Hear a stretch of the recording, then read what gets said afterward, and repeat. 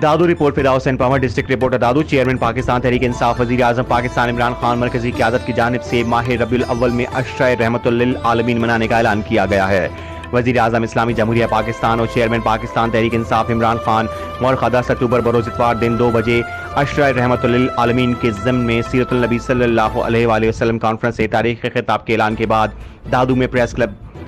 पे सीरतुल नबी सल्लल्लाहु अलैहि वसल्लम कॉन्फ्रेंस के हवाले से जश्न ईद मिलादुन नबी तकरीब का इनेकाद किया गया, जिसमें पाकिस्तान तहरीक इंसाफ दादू के रहनुमा सरदार रजब खान शाहानी, कॉमरेड हैदर सयाल, नूर मोहम्मद जोयो, नबी बख्श मल्हा, सैयद शफकत काज़मी, अली रजा शेख, नात खान, तौफीक अहमद अशरफी, मुनीर अहमद मोहम्मदी, इमदाद चारण, इमदाद नेमड़ और मौलवी डॉक्टर इन्होंने शिरकत की।